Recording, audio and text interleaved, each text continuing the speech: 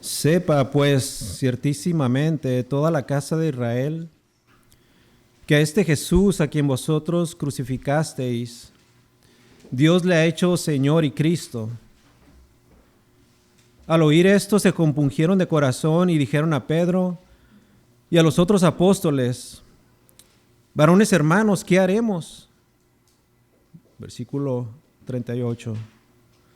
Pedro les dijo: arrepentíos y bautícese cada uno de vosotros en el nombre de Jesucristo para perdón de los pecados, y recibiréis el don del Espíritu Santo. Señor, cada día que pasa podemos ver tu gloria.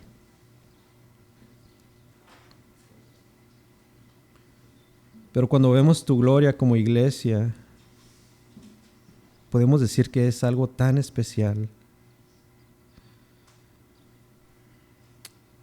Esta iglesia local fue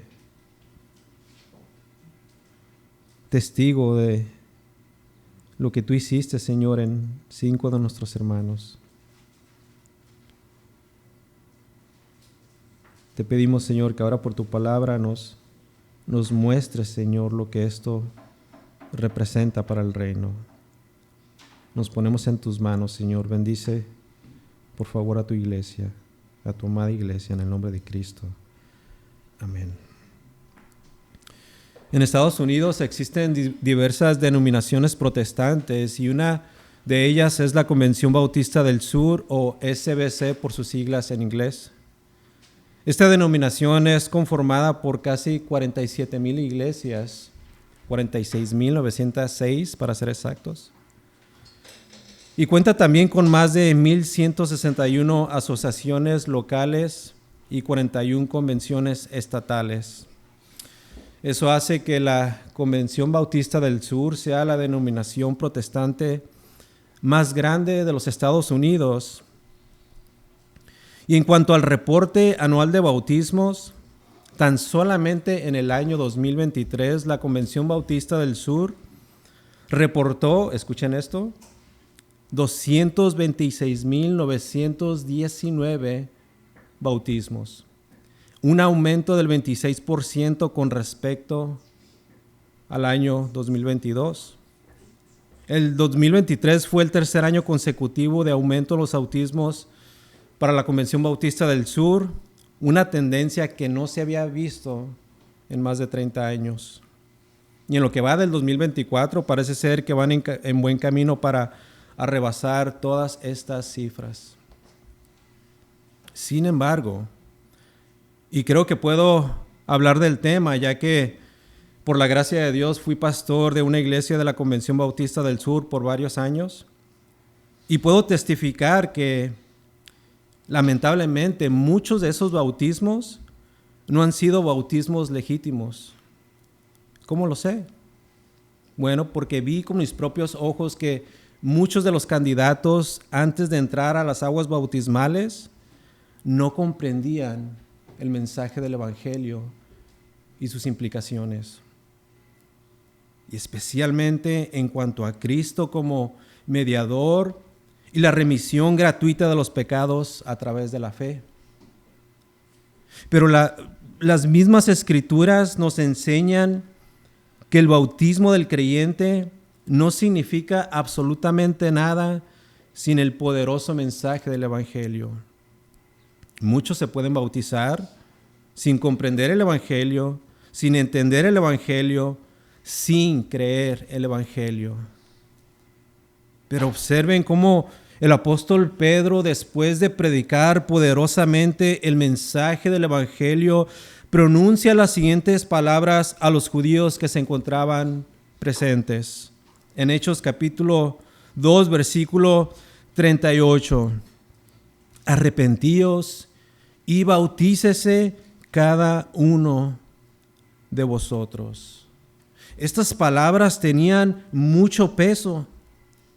Pedro sabía cuáles eran todas las implicaciones de esta ordenanza que de hecho fue establecida ese mismo día. Y en ese día estas palabras, al Pedro pronunciarlas, tuvieron mucho sentido para aquellos que estaban presentes, ya que habían escuchado de una forma clara y concisa este mensaje, el mensaje del Evangelio. Y sabemos que estas palabras tuvieron mucho sentido para ellos, tanto así que respondieron bautizándose.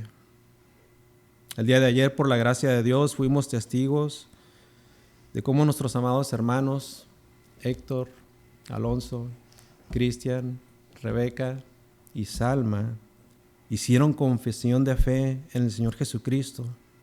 Nuestros hermanos entraron en las aguas bautismales, fueron sumergidos completamente en ellas, simbolizando su sepultura junto con Cristo para muerte, para luego salir de esas aguas simbolizando resurrección para vida nueva, identificándose y comprometiéndose públicamente con Dios, con Jesucristo y con la iglesia. Fue un día verdaderamente glorioso. Pero si tal vez existe por ahí alguna duda en cuanto a por qué es que uno como creyente se bautiza y por qué es que hacemos lo que hacemos, mi oración es que todos podamos ver juntos lo que la palabra de Dios enseña en cuanto a esto. Noten rápidamente ahí el texto una vez más. Hechos capítulo 2.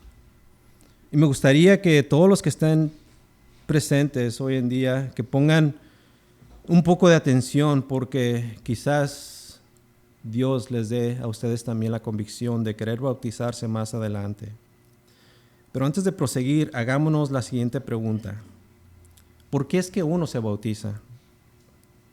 Bueno, para poder responder bien a esa pregunta, vayamos al contexto, primeramente, de nuestro pasaje. Sé que les dije el capítulo 2, pero observen el capítulo 1. En el día de Pentecostés se encontraban los apóstoles, las mujeres, la familia de Jesús, María y sus hijos, y dice la Escritura que eran más o menos, o más bien eran 120 discípulos. Pero justo después del sermón de Pedro, después de esa predicación poderosa, el capítulo 2 de Hechos dice que se convirtieron ese mismo día 3,000 personas después de haber escuchado y creído el Evangelio. Así que la respuesta sencilla a nuestra pregunta, ¿por qué es que uno se bautiza? En pocas palabras, el bautismo, amada iglesia, es una respuesta al Evangelio. Y ese es el título de nuestro sermón. El bautismo, una respuesta al Evangelio. Ese día 3,000 personas se bautizaron en respuesta al Evangelio predicado. Ayer vimos cómo nuestros hermanos, así como estos 3,000, también se bautizaban en respuesta al Evangelio que escucharon, que entendieron y que creyeron de todo corazón. Pero la siguiente pregunta es, ¿pero qué fue exactamente lo que creyeron? ¿Y qué fue lo que creyeron los 3,000 en el día de Pentecostés? Vayamos una vez más a nuestro texto, Hechos capítulo 2, versículo 36. Pedro dice, sepa pues ciertísimamente toda la casa de Israel que a este Jesús a quien vosotros crucificasteis, Dios le ha hecho Señor y Cristo. Jesús había muerto en la cruz. Literalmente murió como todo hombre nacido de una mujer. Ha muerto. Él también como hombre murió. Pero el Nuevo Testamento revela que la muerte no pudo retenerle. Observen rápidamente el versículo 24. Dice, al cual Dios levantó, suelto los dolores de la muerte, por cuanto era imposible que fuese retenido por ella. Así que Cristo resucitó al tercer día con poder y gloria. Y el mismo versículo 24 dice al inicio que Dios le levantó. La resurrección de Jesús fue una verdadera y total derrota de la muerte. Como el santo Hijo de Dios, Jesús venció a la muerte una vez y para siempre. Resucitó y durante 40 días seguidos se estuvo pareciendo a varios de sus discípulos hasta que al final del día 40, dice la Escritura, Él ascendió al cielo. Dice el capítulo 1 que literalmente fue alzado al cielo y que desapareció entre una nube. Dice que sus discípulos fueron testigos de su ascensión y de hecho de su recibimiento a la gloria junto con el Padre. O sea que Jesús se había ido y los había dejado, pero no los había abandonado. Los discípulos no iban a quedarse solos, porque Jesús antes de partir prometió algo. Prometió que ellos no estarían huérfanos. Les dijo que alguien estaría con ellos y para siempre. Y eso es lo que dice el capítulo 14 del Evangelio de Juan. Yo se los leo, versículo 16, en las palabras de Jesús. Y yo rogaré al Padre y os dará otro consolador. ¿Para qué? Para que esté con vosotros para siempre. Y luego dice exactamente quién es el consolador. Versículo 17. El Espíritu de verdad, al cual el mundo no puede recibir porque no le ve ni le conoce, pero vosotros le conocéis porque mora con vosotros y estará en vosotros. Versículo 18. No os dejaré huérfanos, vendré a vosotros. Así que antes de ascender al cielo, una vez más Jesús reitera su promesa y les dice que en efecto ellos serían bautizados con el Espíritu Santo. Hechos capítulo 1, versículos 4 y 5. Y estando juntos les mandó que no se fueran de Jerusalén, sino que esperasen la promesa del Padre, la cual les dijo, oísteis de mí. Juan capítulo 14, versículo 5. Porque Juan ciertamente bautizó con agua, mas vosotros seréis bautizados con el Espíritu Santo dentro de no muchos días. Los discípulos habían obedecido a las instrucciones de Jesús, no se fueron a ningún lado, ellos se quedaron exactamente en Jerusalén, sabían que Jesús cumpliría su promesa de que Él iba a rogar al Padre para mandar su Santo Espíritu, y estando en Jerusalén, dice el libro de los Hechos, que se reunieron los 11 discípulos, eran 11 porque uno de ellos había traicionado a Jesús, y después de haber sentido remordimiento, dice el Nuevo Testamento, que fue y se suicidó, y solamente quedaron 11. Así que se dieron la tarea para buscar otro, y eso lo veremos un poco más adelante. Ahora, en ese tiempo la fiesta de Pentecostés se había acercado. La fiesta de Pentecostés era una fiesta que se celebraba 50 días después de la celebración de la Pascua. Y en esa ocasión, cuando estaban preparándose los discípulos y todos los demás para celebrar el día de Pentecostés, dice el capítulo 2, versículo 1, que estaban reunidos todos juntos, unánimes. Cuando de repente hizo un fuerte viento, versículo 2. Y dice el versículo 3 que se les aparecieron lenguas repartidas como de fuego, asentándose sobre cada uno de ellos. Y observen cómo dice el versículo 4, dice que todos los apóstoles, las mujeres, María, los hermanos de Jesús, todos los 120 fueron llenos del Espíritu Santo. O sea que la promesa de Jesús se había cumplido tal y como lo había prometido. Leamos rápidamente del versículo 6 ahí en Hechos en adelante. Y hecho este estruendo, se juntó la multitud y estaban confusos porque cada uno les oía hablar en su propia lengua. Y estaban atónitos y maravillados diciendo, mirad, ¿qué no son galileos todos estos que hablan? ¿Cómo pues les oímos nosotros hablar cada uno nuestra lengua en la que hemos nacido? partos, medos, elamitas, y los que habitamos en Mesopotamia, en Judea, en Capadocia, en el Ponto y en Asia, en Frigia y Panfilia, en Egipto, en las regiones de África, más allá de Cirene, y romanos aquí residentes, tanto judíos como prosélitos, cretenses y árabes, les oímos hablar en nuestras lenguas las maravillas de Dios. Versículo 12, y estaban todos atónitos y perplejos, diciéndose unos a otros, ¿qué quiere decir esto? Esto era una señal milagrosa. Esto era obra del Espíritu Santo. Esto indicaba que cada uno de los que estaban ahí reunidos habían sido investidos por el poder del Espíritu Santo. Todos se encontraban hablando lenguas, o sea, idiomas, que ellos originalmente no hablaban, no era su lengua materna. Era un milagro del Espíritu Santo y la promesa del Señor Jesucristo se había materializado. Pero notemos que aún con todo y eso, esto no fue suficiente para los que estaban ahí presentes. ¿Quiénes eran estos que estaban presentes? Observen rápidamente el versículo 5 una vez más. Moraban entonces en Jerusalén judíos, varones piadosos, de todas las naciones bajo el cielo. Estos hombres, siendo judíos religiosos y habiendo sido testigos del poder de Dios manifestado por medio de las lenguas, en lugar de maravillarse, ¿qué hicieron? Se empezaron a burlar. Versículo 13. Mas otros, burlándose, decían, están llenos de mosto, o sea, decían, están borrachos. Pregunta, ¿cómo es que nosotros hubiésemos reaccionado si hubiésemos presenciado la reacción de estos hombres, burlándose, mofándose del poder de Dios?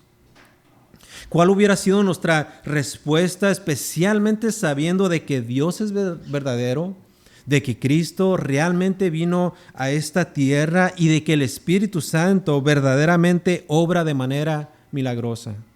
¿Cómo hubiéramos respondido si en vez de glorificar a Dios se burlaran incluso de nosotros? Pienso sinceramente que todos nos indignaríamos, pero creo que también nos armaríamos de valor para prontamente defender nuestra fe, ¿cierto? De hecho, eso fue precisamente lo que hizo el apóstol Pedro. Pedro se levantó con fe y con mucho valor y predicó poderosamente el evangelio de Jesucristo. Pedro, escuchen, no repartió folletos ni les dijo, Dios te ama. El apóstol Pedro explicó y articuló claramente y detalladamente el mensaje de Cristo. Y fue tan clara la exposición de Pedro del evangelio que después de escucharlo, muchos de los presentes se convirtieron ese mismo día. Qué glorioso. Y fue en ese mismo día y en ese momento, a partir del sermón de Pedro, que la iglesia tal y como la conocemos había nacido. La iglesia nació. Muchos se convirtieron y todo como resultado de la fiel predicación del evangelio. ¿Ven una vez más la urgencia de que los hombres escuchen este valioso mensaje? Mis amados, si la iglesia no se da la tarea de predicar el evangelio, no esperemos que los hombres se conviertan. No hay otra forma. No existe ninguna manera que un hombre o una mujer reciba el don de la salvación si es que no se le predica. Debemos de predicar a Cristo y a este crucificado. Debemos de predicar la muerte, sepultura y resurrección de Cristo Jesús. Ahora veamos rápidamente un punto muy pero muy importante del mensaje poderoso de Pedro en aquel día. que dio lugar para que los que escucharon entonces creyeran y como resultado fueran bautizados. Y este punto en realidad es simplemente y sencillamente el Evangelio. Observen rápidamente el versículo 22 al 24. Pedro dice las siguientes palabras: varones israelitas, oír estas palabras. Jesús Nazareno, varón aprobado por Dios entre vosotros con las maravillas, prodigios y señales que Dios hizo entre vosotros por medio de él, como vosotros mismos sabéis. A este, hablando de Cristo, entregado por el determinado consejo y anticipado conocimiento de Dios, prendisteis y matasteis por manos de inicuos, crucificándole, al cual Dios levantó, sueltos los dolores de la muerte, por cuanto era imposible que fuese retenido por ella. ¿Qué podemos deducir de tan solamente estos 3 versículos? Que este sermón, el sermón de Pedro, está centrado en Cristo y en nadie más. A lo largo del sermón vemos que Jesús, el Mesías, es lo más importante. Pedro se enfoca profundamente en la persona y obra de Cristo y específicamente en la muerte, sepultura y resurrección. ¿Por qué deben de ser incluidos estos 3 componentes? Bueno, acerca de la muerte, era necesario que alguien pagara. Era necesario que alguien muriera. Dice Romanos capítulo 6, versículo 23, que la paga del pecado es ¿qué? La muerte. O sea que Dios requería un sacrificio, y no un sacrificio cualquiera, sino un sacrificio perfecto. Perfecto. Y como ningún hombre es perfecto, pues todos han nacido con una naturaleza pecaminosa, era necesario que Dios mismo, en la persona de Jesucristo, se hiciera hombre como uno de nosotros, pero sin pecado. Así que Dios tenía que descender a este mundo, y en la persona de Jesucristo, ese Dios hombre tenía que vivir la vida perfecta que ningún hombre puede vivir. Cristo vivió en perfecta obediencia, satisfaciendo así la demanda justa de Dios. Algo que tú y yo no podemos hacer ni un solo segundo de nuestra vida. Cristo murió en lugar de pecadores, el justo por los injustos. Cristo murió, amada iglesia. Pero Cristo no permaneció en el lugar de los muertos, no. Por eso el apóstol Pedro en el versículo 27, haciendo referencia al salmista, dice: porque no dejarás mi alma en el Hades, ni permitirás que tu santo vea corrupción.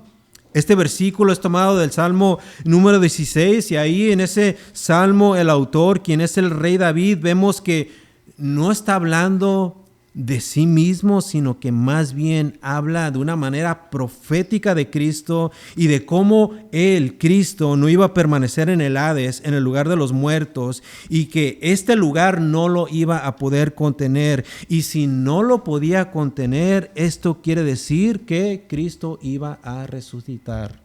¿Ven los 3 componentes? Muerte, sepultura y resurrección. De esta manera, al resucitar de entre los muertos, Cristo iba a finalmente vencer el poder del pecado y de la muerte. Observen los versículos 29 en adelante del capítulo 2. Pedro sigue diciendo: varones hermanos, se os puede decir libremente del patriarca David, que murió y fue sepultado, como todo hombre murió, y su sepulcro está con nosotros hasta el día de hoy. Versículo 30, pero siendo profeta, o sea, David en el Salmo 16 habla proféticamente acerca de Cristo, y sabiendo que con juramento Dios le había jurado que de su descendencia en cuanto a la carne levantaría al Cristo para que se sentase en su trono, viéndolo antes, habló de la resurrección de Cristo, que su alma no fue dejada en el Hades, ni su carne vio corrupción. Versículo 32, a este Jesús resucitó Dios, de lo cual todos nosotros somos testigos. Así que exaltado por la diestra de Dios y habiendo recibido del Padre la promesa del Espíritu Santo, ha derramado esto que vosotros veis y oís. Al momento después de haber predicado el Evangelio, el apóstol Pedro les expone ahora un componente muy importante y esencial del Evangelio. Ya escuchamos sobre la muerte, sepultura y resurrección, pero hay otro componente que no se debe de ignorar, y este es el arrepentimiento. Pedro llama a los judíos religiosos que habían sido culpables de haber llevado a Cristo a la cruz al arrepentimiento. Pedro les llamó a todos a que se arrepintieran tanto de sus pecados como también de su percepción negativa acerca de Jesucristo. Les llamó a que se arrepintieran de la manera como ellos lo habían rechazado abiertamente y de cómo lo ignoraban y lo tenían por un hombre cualquiera. Pero que Dios, dice el versículo 36, lo hizo Señor y Cristo. Versículo 36. Sepa pues ciertísimamente toda la casa de Israel que a este Jesús a quien vosotros crucificasteis, Dios le ha hecho Señor y Cristo. O sea, Señor de toda la creación, Dios de todo el universo y al mismo tiempo el Salvador del hombre. Un sermón verdaderamente poderoso en contenido y en esencia. ¿Qué sucedió? ¿Cuál fue la respuesta de muchos de esos hombres presentes?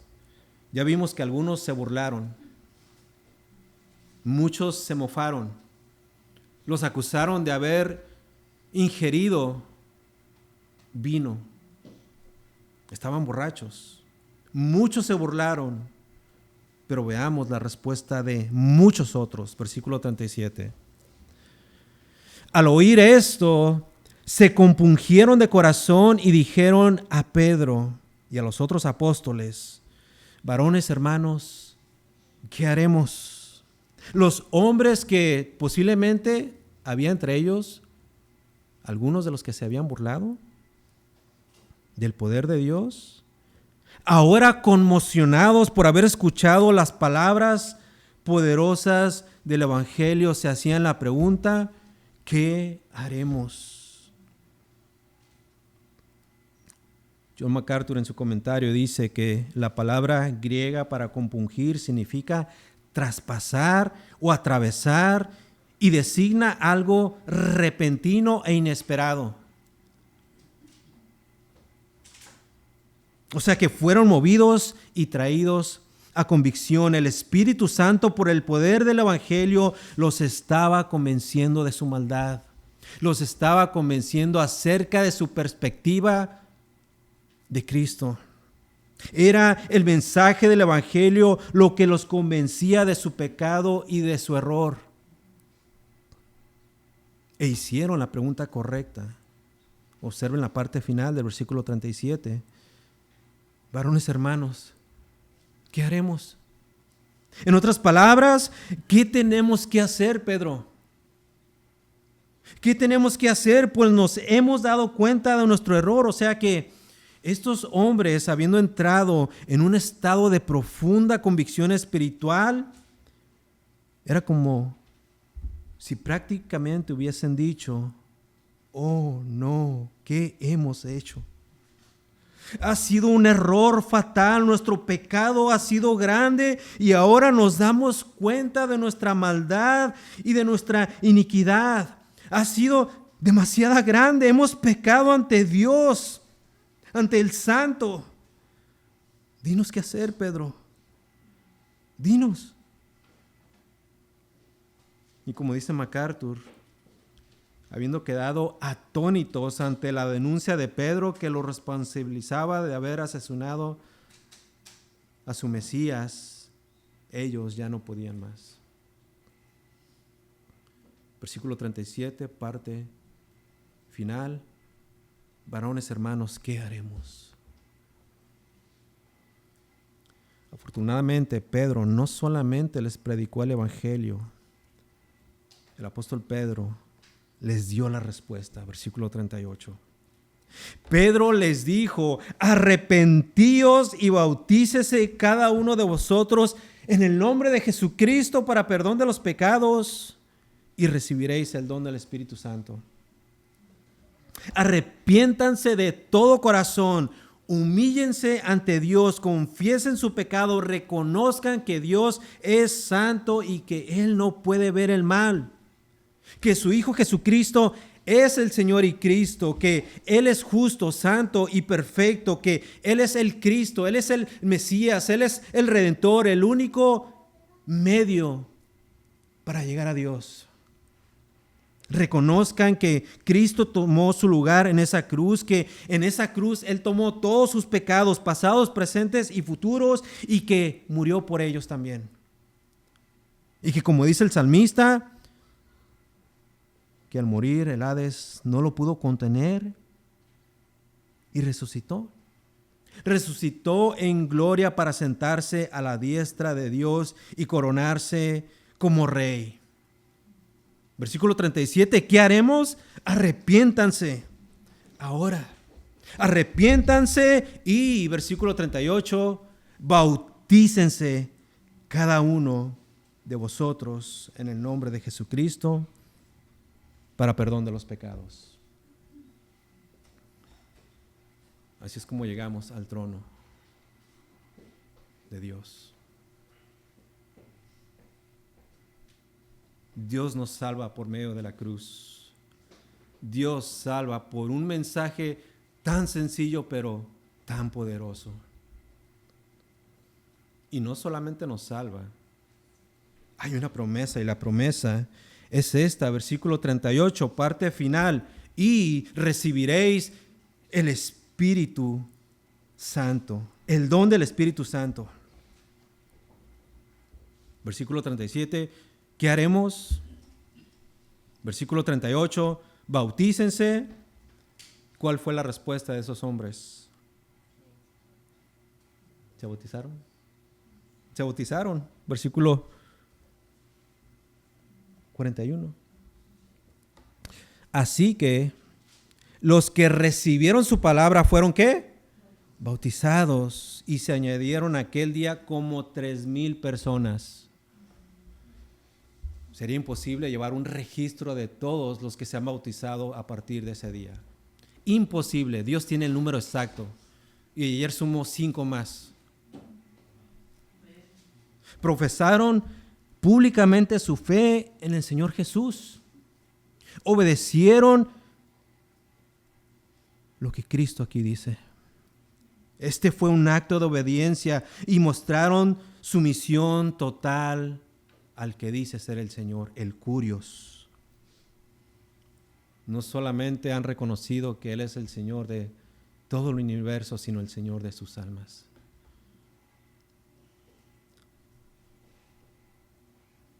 A través de las aguas bautismales publicaron públicamente o profesaron públicamente su fe en el Señor Jesús.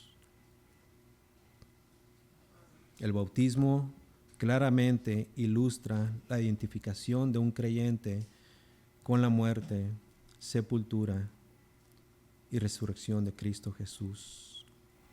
Eso sucedió aquel día, eso sucedió el día de ayer, y asimismo donde quiera que se predique el evangelio y las personas sean atraídas a la fe en Cristo, también deben de ser bautizadas. No hay por qué esperar, no hay por qué demorar. Es más, ni siquiera es un requisito tomar una clase de bautismo. Si Cristo te ha regenerado, te ha dado un corazón nuevo, nuevos deseos. Si tu corazón ya no es de piedra, ahora es de carne, ahora eres sensible a la voz de Dios. Si tienes la fuerte y profunda convicción de que Dios te salvó a través de Cristo, entonces no demores. Bautízate. Bautízate en el nombre de Jesucristo para el perdón de tus pecados. Y tienes una promesa, y la promesa es esta: recibiréis el don del Espíritu Santo. O sea que Dios mismo habitará en ti, serás templo de Dios.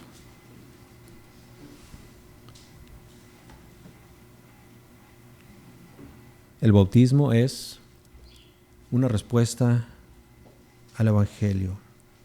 Es un acto de obediencia que refleja nuestra fe en el glorioso mensaje de salvación. Y es por eso que nuestra iglesia, y en cada iglesia fiel a la Escritura, es que predicamos una y otra vez el Evangelio.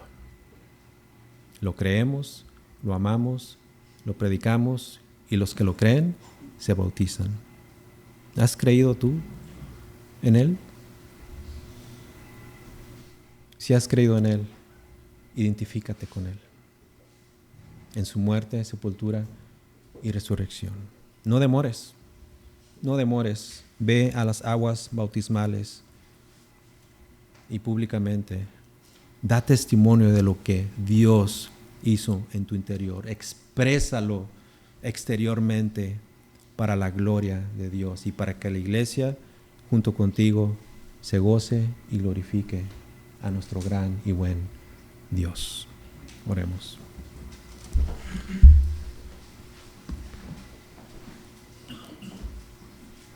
Señor, como oramos al principio, somos cada día testigos de tu gloria y de tu poder.